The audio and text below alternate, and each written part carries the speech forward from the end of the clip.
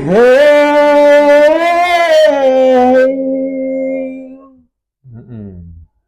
muaro bodi di lingkuang ayah. Batang lawiju, batang palangki di sana Yup, batua. Batang lawiju, batang palangki tuan Yup, lagi ya.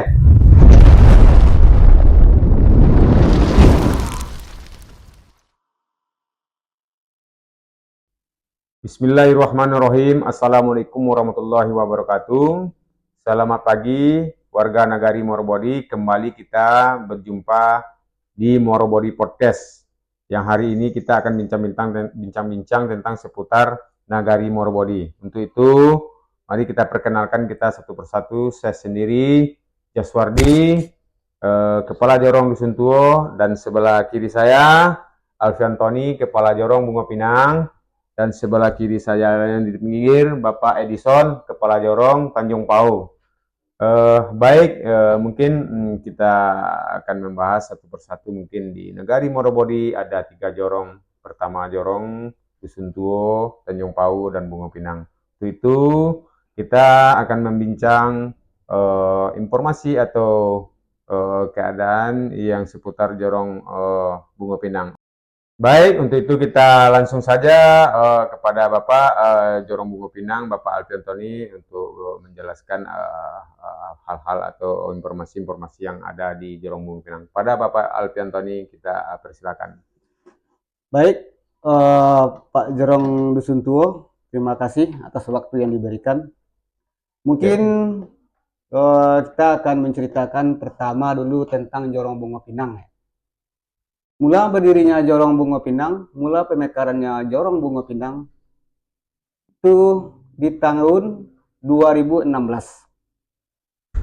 Di Jorong Bungo Pinang ada jumlah kakak 230 kakak dan jumlah jiwa ada lebih kurang 800 jiwa. Jorong Bungo Pinang berbatasan langsung dengan Nagari Padang Sibusu, Nagari Pamuatan, Nagari Limokoto, dan Nagari Paranglawe Selatan, dan Nagari Palangki. Baik, Pak Jorong Dusun Tuo, Pak Jorong Tahu. Mungkin lanjut tentang carito di Jorong Bungo Pinang. Pertama, ya tentang Jorong Bungo Pinang lah. Apa dek banamu Jorong Bungo Pinang? Kenapa bernama Jorong Bungo Pinang? Banyak masyarakat bertanya tentang Bungo Pinang. Bungo Pinang ini ialah, banyak masyarakat bertanya, Pinang tidak ada berbunga. Pinang tidak ada bunga ya Pak Jorong. Apa dek banamu Bungo Pinang? Kan bikora. Jadi beginilah ceritanya Pak Jorong. Awal mulanya cerita Bungo Pinang ini. Di waktu itu musyawarah nagari. Lengkap semuanya semua unsur masyarakat, pemuka masyarakat. Alim ulama cerdik pandai, bundokan luang dalam nagari. Berpendapatlah tentang Jorong Bungo Pinang. Kita akan pemekaran jorong. Maka bernama Jorong Bungo Pinang. Kenapa bernama Jorong Bungo Pinang? Di Jorong Bungo Pinang ada nama wilayah kecilnya Bukit Bungo.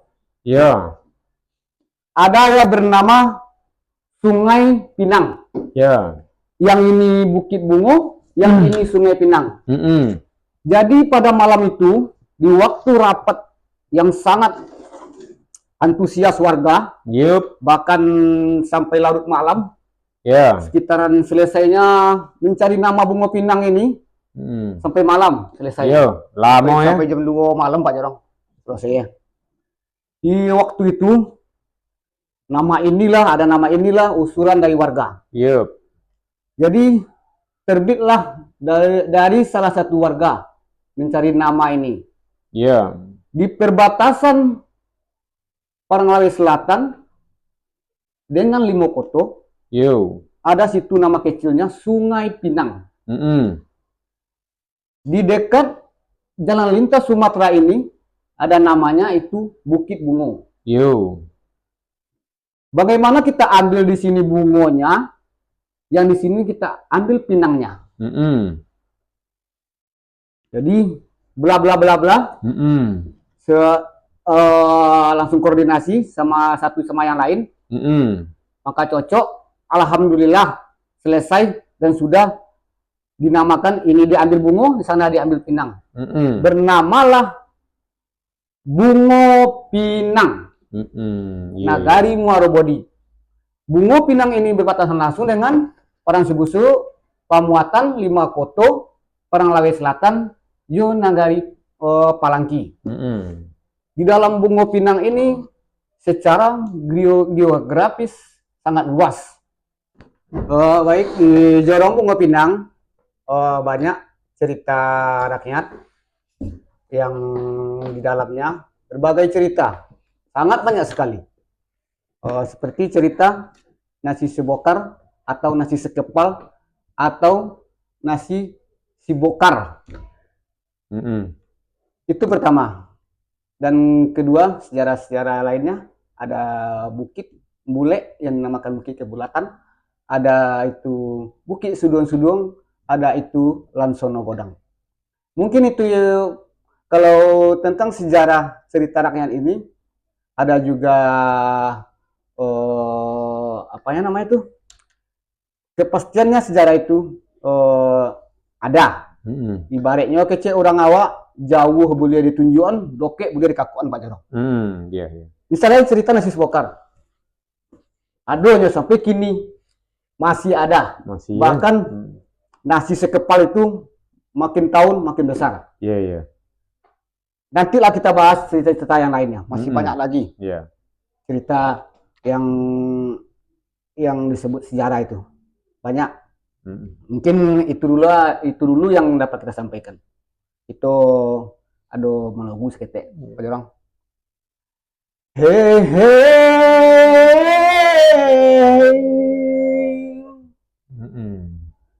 Muarobodi di lingkungan ayah.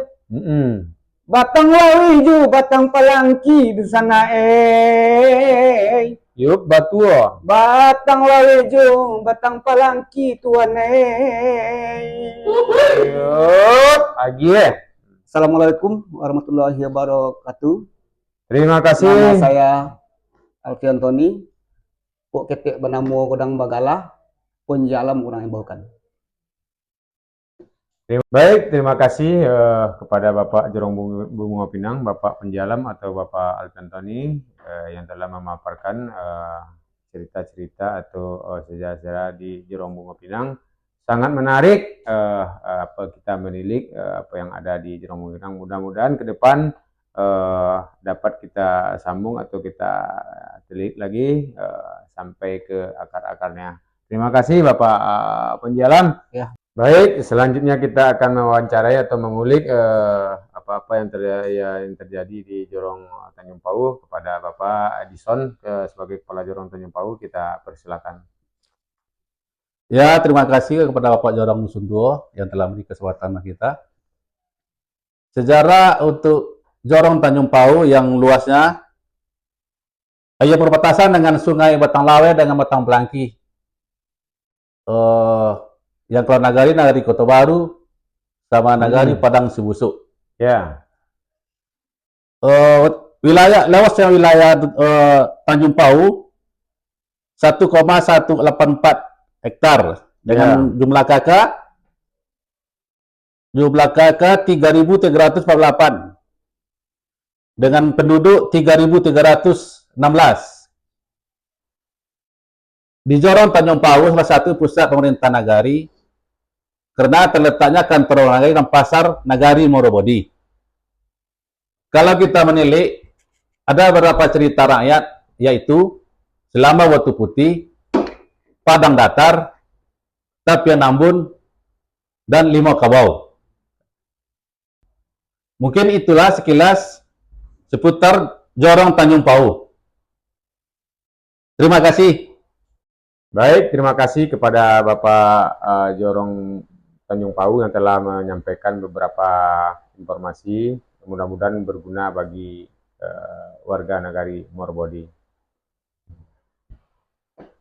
Baiklah, sebelum ditutup, saya sebagai Kepala Jorong Dusun Tuo akan menyampaikan juga beberapa informasi tentang seputar Jorong Dusun Tuo. Jorong Dusun Tuo adalah jorong yang terletak di tengah-tengah antara Bungo Pinang dan Tanjung Pau. Yaitu Jorong Dusun Tuo adalah kecil wilayahnya, padat penduduknya. Ibaratnya itu menjadi pusat kota lah di Nagari Morobodi.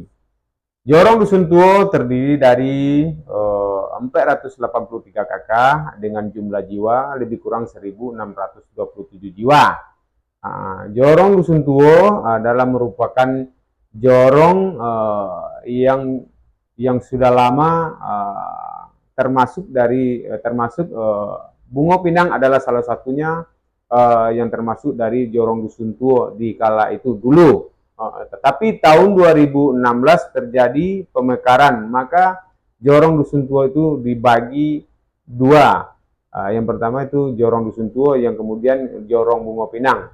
Makanya sampai saat ini Jorong Dusun Tuo adalah yang terkenal dengan banyak penduduknya, kecil wilayahnya. Berbeda dengan jorong-jorong yang kedua yang lain, Jorong Bungo Pinang besar wilayahnya, sedikit penduduknya, dan Jorong Tanjung Pau begitu jauh mungkin. Itulah mungkin yang ada di Jorong Dusun Tuo. Sedikit kita mengulik tentang Jorong Dusun Tuo, banyak juga cerita-cerita rakyat yang belum kita tahu, seperti Kuburan Rajo. Kuburan Rajo itu yang terletak di sebelah Musola Babul Khairat.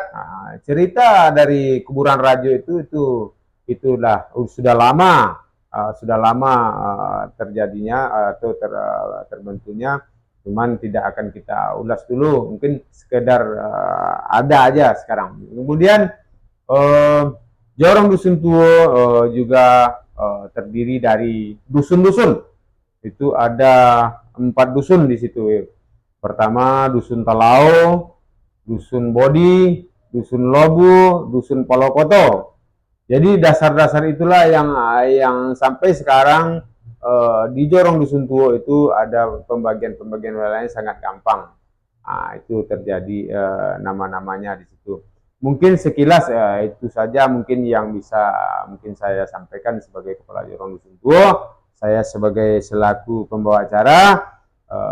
Mudah-mudahan informasi yang kami sampaikan tadi bermanfaat, berguna bagi masyarakat Nagari Morobodi. Sekian, assalamualaikum warahmatullahi wabarakatuh. Waalaikumsalam warahmatullahi wabarakatuh.